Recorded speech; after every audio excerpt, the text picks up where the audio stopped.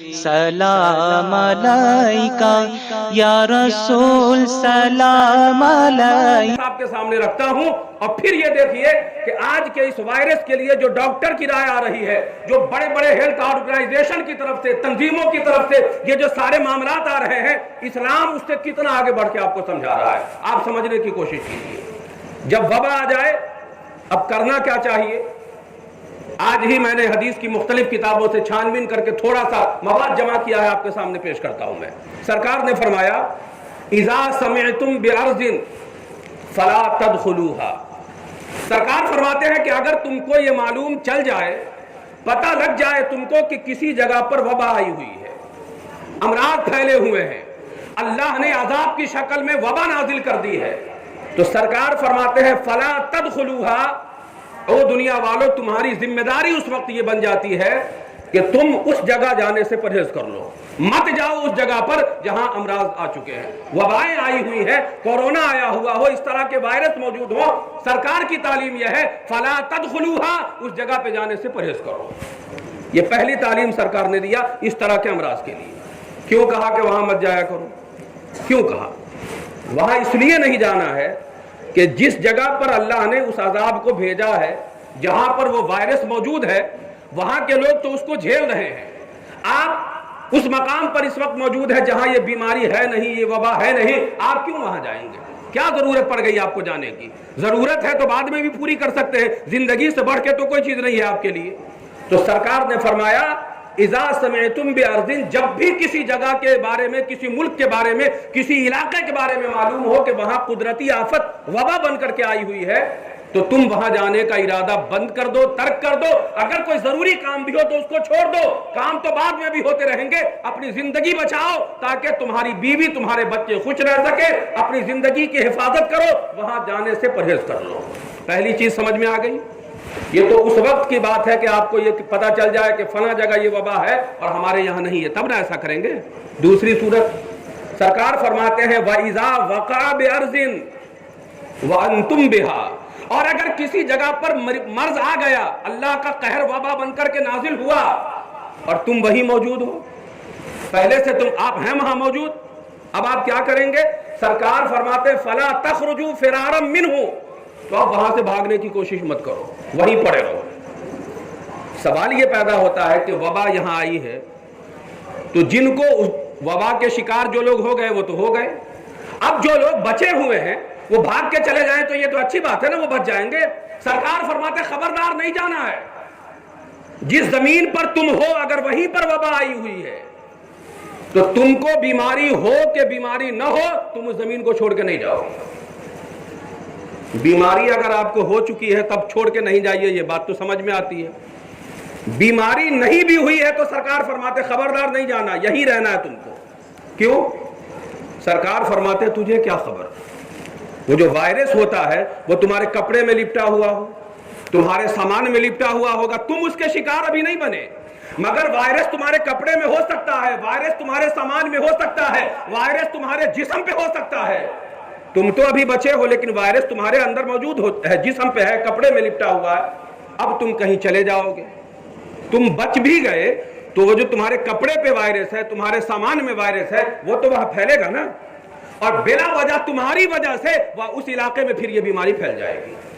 تم کو ہو کہ نہ ہو، یہ ممکن ہے کہ آپ کے کپڑے میں لپٹا ہو، آپ کے سامان میں لپٹا ہو، آپ بیگ بند کر کے چلے جائیں، وہاں دوسرا کھولے، دوسرا اس سامان کو چھوئے، اس کو ہو جائے، آپ بچ جائیں، یہ بھی تو ہو سکتا ہے. سرکار نے فرمایا خبردار، اگر تم کسی جگہ کے بارے میں سنو کہ وہاں وائرس ہے تو تم مت جاؤ، تم ہی جانا بند کر دو. اور اگر تمہارے گاؤں میں، تمہارے علاقے میں، تمہارے سماج میں، تمہارے معاشرے میں وہی وائرس آیا ہوا ہے تو تم شکار ہو تب بھی، تم شکار نہ ہو تب بھی، سرکار فرماتے تم اس جگہ سے واپس مت جانا، چونکہ وہاں تو مصیبت آئی ہے. اگر اللہ نے تیرے موت کو لکھ دیا ہوگا تو تم کہیں بھاگ جاؤ، موت سے تو نہیں بچ سکتے، مگر تمہارے دوسری جگہ چلے جانے کی وجہ سے دوسرا تو متاثر ہو سکتا ہے، یہ خطرہ ہے نا. سرکار نے فرمایا تم وہاں مت جانا. یہ دیکھیے اسلام کی تعلیم کیا ہے. سرکار فرماتے تمہیں وہاں جانے کی ضرورت نہیں ہے، تم اپنی جان بچانے کے لیے مت بھاگو. اگر تمہاری زمین پر ہے اور تم وہی موجود ہو تو تمہیں ہو چاہے نہ ہو وہیں رہو، اللہ جو چاہے گا وہی ہوگا. دو باتیں آپ کی سمجھ میں آ گئی. اب آئیے تیسری طرف. سرکار فرماتے ہیں لا یوردن ممرض علی المصحح. تیسرا فرمان سرکار نے فرمایا کہ اگر تم کو وہی وائرس ہو جائے، اب تک تو یہ تھا کہ تم کسی جگہ کے بارے میں سنو تو وہاں مت جانا، تمہاری ہی جگہ پر اگر ہو جائے جہاں تم ہو تو تم دوسری جگہ مت جانا چونکہ وہاں کے لوگوں کو پٹ جائے گا. اب سرکار فرماتے ہیں خدا نہ کرے اگر وہ وائرس تم کو ہی لگ گیا ہو، تم ہی کورونا کے شکار ہو چکے ہو، تم ہی اللہ کے عذاب کے گرفت میں آ چکے ہو، وائرس تمہارے اندر ہی موجود ہے، تو اب کیا کریں گے آپ؟ سرکار فرماتے ہیں لا یوردن ممرض علی المصحح. تو سرکار کہتے ہیں دیکھ لو، تم گاؤں میں ہی رہو، جانا تو نہیں ہے تم کو کہیں، چونکہ جو صحیح ہے اس کو بھی بھاگنے نہیں دیا تو تم کہاں جاؤ گے؟ رہنا تو تم کو گاؤں ہی میں ہے، سماج ہی میں ہے. مگر سرکار فرماتے خبردار وہ آدمی جو تندرست ہے، صحت مند ہے، جس کو وبا نے ابھی تک پکڑا نہیں ہے، جو کورونا کا شکار نہیں ہوا، سرکار فرماتے خبردار تم اس کے پاس مت جانا. اپنا کمرے میں بند ہو کے رہو، اپنے گھر میں بند ہو کے رہو، نہ اپنے بچوں کے پاس جاؤ، نہ اپنی بیوی کے پاس جاؤ، نہ اپنے گھر والوں کے پاس جاؤ، نہ اپنے دوست یار کے پاس جاؤ، نہ کسی ہوٹل میں جاؤ، نہ کہیں جا کر کے مٹھائی کھاؤ، نہ ناشتہ کرو، نہ مارکیٹ میں جاؤ، نہ بازار میں جاؤ.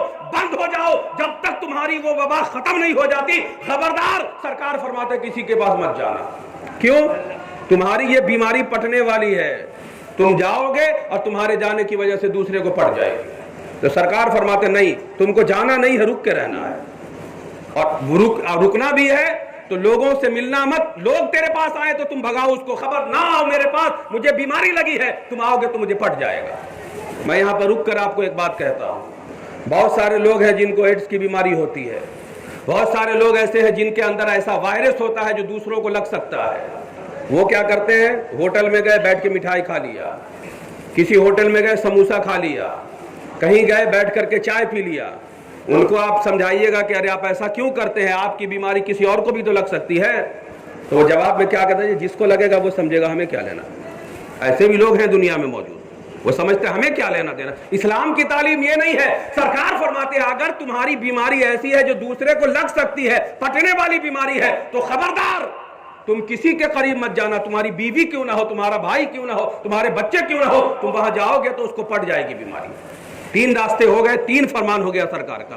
کہیں کے بارے میں آپ سنیے تو آپ وہاں مت جائیے. آپ ہی کے گاؤں میں اگر وہ بیماری ہے تو آپ اپنا گاؤں چھوڑ کے کہیں مت بھاگیے، کیونکہ آپ بھاگیے گا تو آپ کے ساتھ وائرس کہیں اور بھی چلا جائے گا. اور اگر گاؤں میں کوئی بیمار ہے تو سرکار نے اس کو کہا کہ تم اگر ایسے مریض ہو گئے ہو کہ تمہاری بیماری پٹ سکتی ہے، دوسرے کو لگ سکتی ہے، تو اپنے گھر میں بند ہو جاؤ، باہر دوست یار کے پاس، اپنی بیوی بچوں کے پاس مت رہو، چونکہ تمہاری بیماری اس کو پٹ جائے گی، وہ بھی شکار ہو جائے گا. 3 ہو گئے. چوتھا سرکار فرماتے ہیں اگر کوئی ایسا آدمی ہو جس کو یہ لگے کہ مجھے تو ہو گیا ہے، اور اگر میں گھر میں رہوں گا تو میری بیوی کو پٹ سکتا ہے، میں گھر میں رہوں گا میرے چھوٹے بچے سب ہیں، وہ کیا سمجھیں گے، چلے آئیں گے میرے پاس.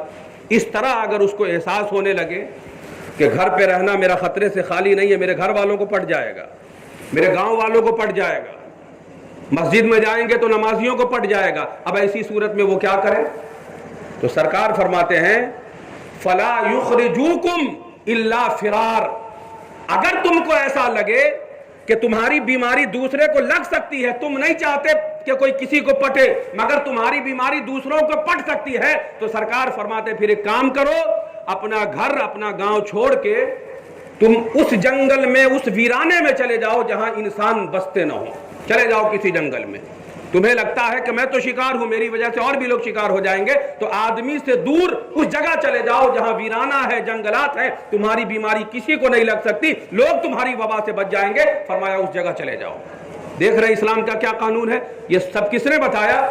آج ڈاکٹر اس طرح کی رائے دے رہے ہیں. چائنا بھی اسی پر عمل کر رہا ہے، ایران بھی اسی پر عمل کر رہا ہے، پاکستان کا بھی عمل اسی پر ہے، بھارت کا بھی عمل اسی پر ہے. چاہے کوئی اسلام کو مانے چاہے نہ مانے، دنیا کو آج پتا چلا ہے کہ بیماری پٹتی بھی ہے تو اس سے اس طرح بھاگا جا سکتا ہے. آج سے 1400 سال پہلے ہمارے پیغمبر نے بتا دیا کہ جب اس طرح کا وائرس دنیا میں آوے تو ہم کو اس وقت کرنا کیا چاہیے. دیکھیے یہ اسلام کا آفاقی نظام کیسا ہے اور کس طرح سے اسلام نے سمجھایا. اس کے بعد پھر سمجھیے ایک اور حدیث. سرکار فرماتے ہیں فر من الجذام کما تفر من الاسد. سرکار فرماتے ہیں ایک زمانے میں ایک مرض پھیلتا تھا تیزی سے، جس کو کوڑھ کا مرض کہتے تھے۔ اب یہ کوڑھ کے بارے میں پہلے ایک بات آپ سمجھ لیں، کوڑھ دو طرح کا ہوتا ہے۔ ایک کوڑھ وہ ہوتا ہے جو متعدی ہوتا ہے، ایک سے دوسرے کو پٹ جاتا ہے، اور ایک کوڑھ وہ ہوتا ہے کہ آدمی کا خون خراب ہے یا کسی کارن سے اس کو تو ہو گیا مگر اس کا کوڑھ پٹ کے پھر کسی دوسرے کو نہیں لگتا ہے۔ کوڑھ دو طرح کا ہوتا ہے۔ تو سرکار نے فرمایا کہ اگر ایسا کوئی کوڑھ والا موجود ہو جس کا کوڑھ پٹتا ہے دوسرے کو لگ جاتا ہے، تو سرکار فرماتے ہیں کہ فر من المجذوم کما تفر من الاسد، یہ مسلم شریف کی حدیث ہے۔ سرکار فرماتے ہیں اس کوڑھ والے سے اتنی دور بھاگو جس طرح تم شیر کو دیکھ کر کے بھاگتے ہو۔ آپ کے سامنے شیر آ جائے تو آپ کس طرح بھاگیے گا اپنی جان بچانے کے لیے؟ سرکار فرماتے ہیں اتنی تیزی سے اس مریض سے بھاگنا، اس کوڑھ کے آدمی سے بھاگنا جس کا کوڑھ پٹنے والا ہے۔ اب یہ پٹنے والا ہے کہ نہیں، اس کا فیصلہ کون کرے گا؟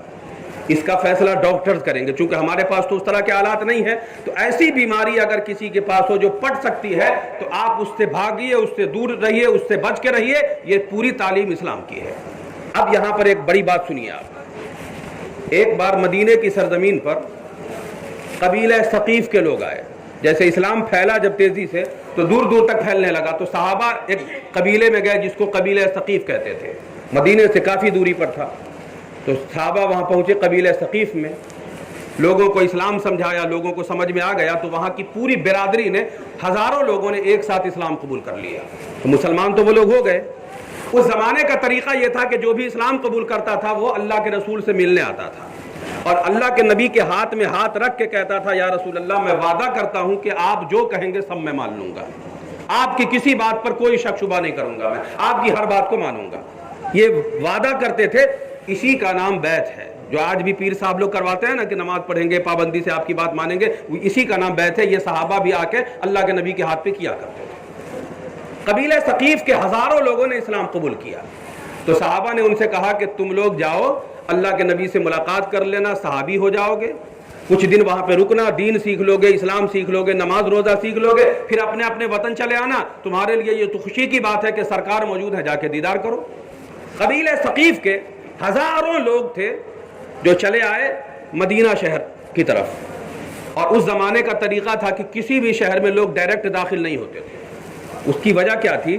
اگر آپ اکیلا جائیں گے یا ایک دو آدمی سے تو شہر کے لوگ یہ سمجھتے تھے یہ کوئی جاسوس ہے کسی ملک کا، تو پکڑ کے اس کو مار دیتے تھے۔ اور اگر پوری ٹیم بنا کے 100-200 آدمی کسی گاؤں میں گھستے تھے تو اس زمانے کا یہ دستور تھا کہ لوگ سمجھتے تھے پتہ نہیں کہاں کا آدمی ہے، یہ ہمارے گاؤں میں حملہ کرنے آیا ہے۔ تو اس زمانے کا یہ طریقہ نہیں تھا کہ اکیلا کسی کے گاؤں میں جایا جائے یا پوری ٹیم بنا کے، دونوں صورت میں خطرہ تھا۔ تو اس زمانے میں لوگ کسی شہر میں جاتے تھے، کسی گاؤں میں، کسی علاقے میں، تو پہلے گاؤں کے 2-4 کلومیٹر باہر رک جاتے تھے، اور وہاں سے ایک خط لکھتے تھے، چمڑے کے اوپر یا کاغذ پر یا جس چیز کو میسر کر لیں اس پہ خط لکھتے تھے، اور خط لکھ کے اس میں کہتے تھے کہ ہم لوگ فلاں جگہ سے آئے ہیں، فلاں جگہ ٹھہرے ہیں، اور اپنے ایک آدمی کو بھیج رہے ہیں آپ کے پاس، اگر آپ اجازت دے دیجئے تو ہم شہر میں آ جائیں گے، یا جو مقصد ہوتا تھا پوچھتے تھے۔ پھر وہاں سے اس خط پہ لکھ کے آ جائے کہ ہاں اجازت ہے، تب یہ لوگ اندر جاتے تھے تاکہ کوئی پوچھے گا تو دکھا دیں گے۔ تو قبیلہ ثقیف کے لوگ تو جہاں کے تھے وہاں سے آ گئے، اور مدینہ شہر کے باہر انہوں نے اپنا ٹھکانہ بنا لیا، اور جو اس میں سب سے قابل تیز ترار آدمی تھا اس سے کہا کہ دیکھو ہم تو ہزاروں کی تعداد میں ہیں، ہمارے ساتھ مرد بھی ہیں، عورتیں بھی ہیں، بڑے بھی ہیں، بوڑھے بھی ہیں، سب ہیں، تو تم خط لے لو اور چلے جاؤ مدینے میں، اور اللہ کے نبی کو خط دے دینا، کوئی روکے تو اس کو بھی دکھا دینا کہ ہم کہاں سے آئے ہیں، کیا مقصد ہے ہمارا، اور اللہ کے رسول سے جا کے خط دکھا دینا، اور ان سے کہنا کہ اتنے مرد ہمارے ساتھ ہیں، اتنی عورتیں ہمارے ساتھ ہیں، اتنے بوڑھے ہیں، اتنے جوان ہیں، اتنے صحت مند ہیں، اتنے مریض ہیں، سب بتا دینا۔ اور اس کے بعد اللہ کے رسول سے کہنا کہ آپ ہمیں اجازت دیجیے، ہم مدینہ شہر میں آ کے آپ کا دیدار کرنا چاہتے ہیں، آپ کے ہاتھ پہ بیعت کرنا چاہتے ہیں، کچھ دن آپ کے ساتھ رہ کے دین سیکھیں گے، اسلام سیکھیں گے، نماز روزہ سیکھیں گے۔ سرکار اجازت دیتے ہی تھے سب کو۔ تو اس قبیلے کے لوگوں نے خط لے کے ایک آدمی کو بھیجا، وہ آدمی اللہ کے نبی کی بارگاہ میں پہنچا، سرکار نے کہا کون ہو، کہاں سے آئے ہو؟ اس نے خط دیا، کہا کہ ہم ہزاروں کی تعداد میں ہیں، ہمارے ساتھ مرد عورت بڑے بوڑھے سب ہیں۔ تو سرکار نے کہا مقصد کیا ہے؟ کہا کہ ہم سب مسلمان ہو چکے ہیں، آپ کے صحابہ نے ہم کو کلمہ پڑھا دیا، ہم مسلمان ہیں، اب آپ کے پاس آئے ہیں، آپ سے بیعت کریں گے، آپ کے شہر میں رہیں گے، آپ سے کچھ سیکھیں گے، دین اسلام نماز روزہ سیکھ کے پھر اپنے وطن جائیں گے۔ تو اللہ کے رسول نے کہا کون کون تمہارے ساتھ ہیں؟ اس بات کو بہت غور سے سمجھیے. سرکار نے کہا کون تمہارے ساتھ ہیں؟ ان لوگوں نے بتایا اتنی عورتیں ہیں، اتنی لڑکیاں ہیں، اتنے مرد ہیں، اتنے بچے ہیں، سارا بتا دیا. اتنے مریض ہیں، اتنے تندرست ہیں. تو اس میں سے ہزاروں لوگ آئے تھے. اس شخص نے کہا کہ ہم میں ایک ایسا شخص بھی ہے جس کی بیماری دوسرے کو پٹ جاتی ہے. ایک آدمی ہے ایسا. اللہ کے رسول نے کہا رکو. اب اسی آنے والے سے کہا کہ کام کرو، واپس جاؤ. اب جو حدیث کے الفاظ ہیں اس کو سنیے. سرکار نے کہا انا قد بعیناک، ہم نے تم سے بیعت کر لیا، فرجع، مدینے میں کوئی داخل نہیں ہوگا تم میں سے، سارے کے سارے وہیں سے واپس چلے جاؤ. کتنی دور سے آئے تھے آپ اندازہ کر سکتے ہیں. سارے لوگ کس امید پر آئے ہوں گے کہ ہم کلمہ پڑھے ہیں، سرکار کا دیدار کریں گے، اپنا پچھلا دین دھرم، اپنا عقیدہ سب کو تیاگ کر کے اسلام قبول کر کے سرکار کی بارگاہ میں آئے تھے. ایک آدمی کو بھیجا اجازت کے لیے، سرکار نے کہا نہیں، تمہیں واپس جانا ہوگا. آئے تھے بیعت کے لیے، تمہارا مقصد تھا کہ ہمارے ہاتھ میں ہاتھ رکھ کے تم یہ کہو کہ ہم اسلام پر عمل کریں گے. جاؤ، ہم نے تیری بیعت قبول کر لیا، جہاں ہو وہیں سے واپس چلے جاؤ، خبردار کوئی بھی میرے شہر مدینہ میں داخل نہیں ہوگا. بڑی عجیب بات تھی، دل ٹوٹنے والی بات تھی. ہزاروں لوگوں کو واپس ہونا تھا. تو صحابہ کو اندر سے عجیب سا لگا، یہ کیا بات ہے. ایک صحابی نے کہا یا رسول اللہ کیا وجہ ہے کہ آپ انہیں واپس کر رہے ہیں، وجہ کیا ہے؟ سرکار نے فرمایا کہ ان لوگوں کے بیچ میں ایک ایسا مریض ہے جس کی بیماری دوسرے کو لگ جاتی ہے، پٹنے والی بیماری ہے، وائرس کا مریض ہے وہ. اور وہ اگر مدینہ شہر میں آ جائے گا تو مدینہ شہر میں اس کے آنے کی وجہ سے مسلمان بھی رہتے ہیں یہاں، اسی شہر کے اندر مکہ والے بھی ہیں، مہاجر بھی ہیں، انصار بھی ہیں، اسی مدینہ شہر میں یہودی بھی رہتے ہیں. اگر وہ آیا اور اس کا وائرس کسی کو پٹ گیا تو اللہ کے یہاں ہم مجرم ہو جائیں گے. جب تک وائرس والا موجود ہے ہم کسی کو نہیں آنے دیں گے. تو اس کہنے والے نے کہا یا رسول اللہ ایک کام تو آپ کر سکتے ہیں کہ ایک ہی آدمی کو نہ وائرس ہے، اب ہزاروں میں سے ایک کو وائرس ہے تو اس کو منع کر دیا جائے، بقیہ لوگوں کو آنے دیجئے. اللہ کے نبی نے فرمایا ایک کو وائرس ہے، اسی کے ساتھ سب لوگ تھے، اس کا وائرس کس کس کو منتقل ہوا یہ کون جانتا ہے. کوئی آئے گا اور اس کا وائرس اگر مدینے والوں کو لگ گیا تو ہم اس کو اللہ کے یہاں کیسے جواب دے پائیں گے، اس لیے کوئی نہیں آئے گا. سارے قبیلے کو، سارے قافلے کو واپس بھیج دیا. کہا جاؤ، جب تم ٹھیک ہو جانا، تندرست ہو جانا، جب تم میں کوئی مریض نہ ہو، ایسا بیمار جس کی بیماری پٹ جاتی ہے ایسا نہ ہو، تب تم آ جانا، تب تمہیں اجازت ہوگی مدینے میں آنے کی. ایک ایک کر کے اللہ کے رسول نے ہزاروں کی تعداد پر جو مشتمل قافلہ تھا اس کو واپس کر دیا اور یہ بتا دیا کہ اس طرح کے لوگوں سے بچنا یہ بے حد ضروری ہے. ایسے لوگوں کو اپنے آپ سے بچا کے رکھنا یہ بے حد ضروری ہے. ایک اور حدیث سنیے پھر ہم عقیقے پر آتے ہیں. حضرت عمر رضی اللہ تعالیٰ عنہ اسلام کے دوسرے خلیفہ ہیں اور یہ بھی حدیث بخاری مسلم سب میں ہے. حضرت عمر رضی اللہ تعالیٰ عنہ اسلام کے خلیفہ. ہوا یہ کہ مدینہ سے ان کو ملک شام جانا تھا. ملک شام میں اسلام کا لشکر پہلے سے موجود تھا. ابو عبیدہ ابن الجراح رضی اللہ تعالیٰ عنہ کی سرکردگی میں وہاں لشکر پہلے سے تھا. خبر بھیجا حضرت ابو عبیدہ ابن الجراح نے مدینے میں کہ اور فوجیوں کی ضرورت ہے، چونکہ یہاں جو دشمن سے لڑنا ہے، دشمن کی تعداد کافی ہے، دشمن مضبوط ہیں، تو ہم کو لشکر اور چاہیے، فوج اور چاہیے. تو حضرت عمر نے دیکھا کہ حالات بہت نازک ہیں تو پورا لشکر مدینے میں تیار کیا اور خود نکل پڑے. اب لشکر کے ساتھ بادشاہ وقت امیر المومنین خود نکلے، یہ کتنی بڑی بات ہوگی آپ سمجھ سکتے ہیں. یہ بہت بڑا معاملہ تھا. حضرت امیر المومنین رضی اللہ تعالیٰ عنہ، حضرت عمر رضی اللہ تعالیٰ عنہ خود نکلے. تو طریقہ چونکہ اس زمانے کا یہی تھا کہ جس شہر میں آپ کو جانا ہے اس شہر کے باہر آپ کو رک کے اجازت لے لیں گے تب جائیے گا. تو حضرت عمر رضی اللہ تعالیٰ عنہ جب ملک شام کے قریب پہنچ گئے تو ایک جگہ تھا میدان، اس کا نام تھا سرخ، اسی جگہ رک گئے. آج بھی وہ جگہ ہے موجود. رک گئے اسی جگہ. حضرت عمر کے ساتھ کافی بڑا لشکر تھا. رک گئے اور ایک آدمی کو خط لکھ کے جو ہے ملک شام بھیجا اور کہا کہ جاؤ وہاں کے لوگوں سے بھی ملنا اور ابو عبیدہ سے مل لینا خاص طور سے، اور ان کو کہنا کہ پورا لشکر آ چکا ہے، شہر کے باہر موجود ہے اور خلیفہ وقت بھی آئے ہوئے ہیں. جیسے یہ خبر ملک شام میں پہنچی تو ملک شام کے جو لوگ تھے، جتنے مسلمان بھاگتے ہوئے آئے، چونکہ حضرت عمر کو بہتوں نے دیکھا بھی نہیں تھا تو سوچا حضرت عمر آ گئے، بھاگتے ہوئے لوگ آئے. جتنے صحابہ تھے وہ بھی آئے اور حضرت ابو عبیدہ جو وہاں کے مسلمانوں کے سپہ سالار تھے، ذمہ دار تھے، پورے لشکر کے مالک تھے، وہ بھی آئے. وہاں ساری بات چیت ہوئی. कैसे लश्कर को अंदर लेके जाना है, क्या मामला, सारी बातें हुई। हजरत अबू उबैदा की जुबान से निकल गया कि ऐ अमीरुल मोमिनीन, मुल्क शाम में इस वक्त एक वबा आया हुआ है, एक वायरस फैला हुआ है। हजरत उमर ने कहा वायरस फैला हुआ है, रुको, सबसे पहले वो लोग जो मक्का से हिजरत करके मदीना गए थे उन सबको बुलाओ।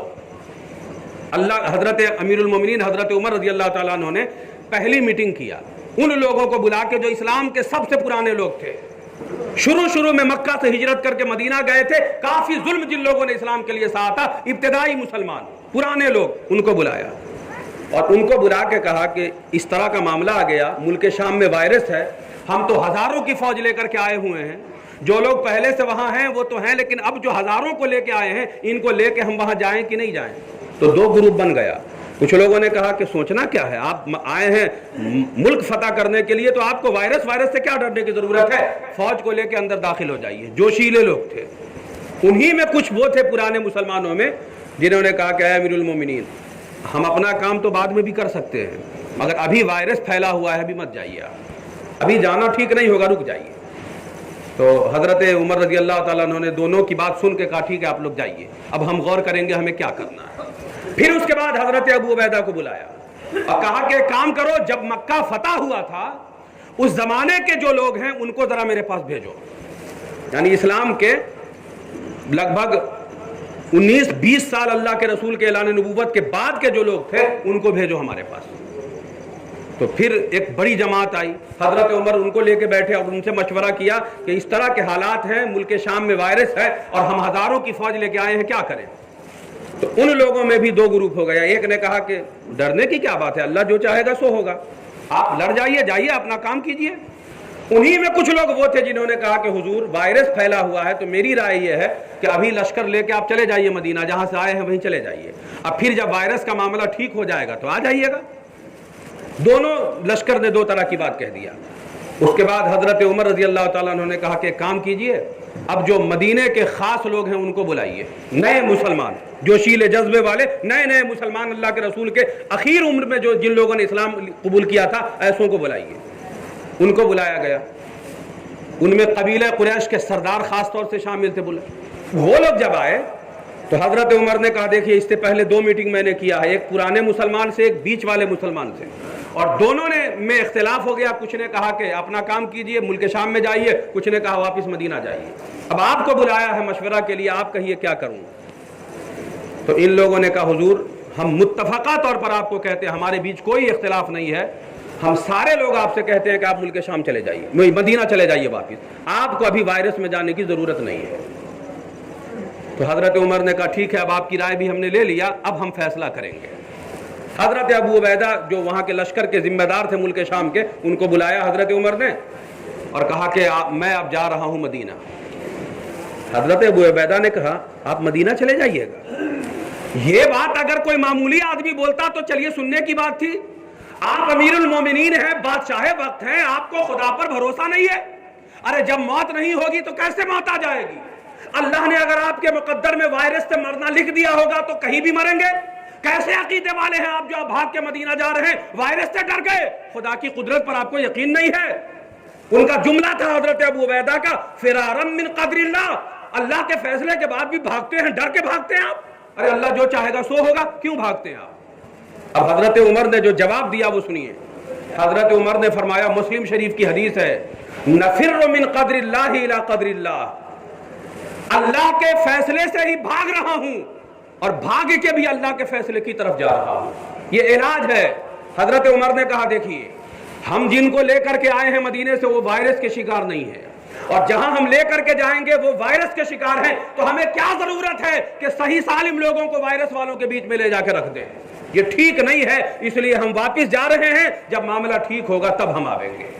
बताना मुझे ये है कि इस तरह का जो वायरस है इसका इस्लाम ने मुकम्मल इलाज बताया है। मैं समझता हूं कि आज हजारों जिम्मेदारान मिलकर, हजारों पढ़े लिखे काबिल तजर्बाकार लोग मिलकर, हजारों डॉक्टर्स मिलकर, हजारों हेल्थ ऑर्गेनाइजेशन की टीम मिलकर उतनी बात पुख्ता तरीके से नहीं कह सकती जितने पुख्ता तरीके से इस्लाम ने आज से 1400 साल पहले इस तरह के वायरस के लिए कह दिया है। ضرورت اس بات کی ہے کہ ہم اس کو سمجھیں اور اس کے حساب سے پھر ہم عمل کریں. تو بیماری دو طرح کی ہوتی ہے, کچھ پٹنے والی اور کچھ بیماری ہوتی ہے جو پٹتی نہیں ہے. تو پٹنے والی بیماری جو بھی ہے اس سے احتیاط کرنا, بچنا, یہ اس وقت ہماری ذمہ داری میں ہے. میں نے آپ سے کہا تھا کہ صاحب کے سامنے رکھتا ہوں, اور پھر یہ دیکھیے کہ آج کے اس وائرس کے لیے جو ڈاکٹر کی رائے آ رہی ہے, جو بڑے بڑے ہیلتھ آرگنائزیشن کی طرف سے, تنظیموں کی طرف سے یہ جو سارے معاملات آ رہے ہیں, اسلام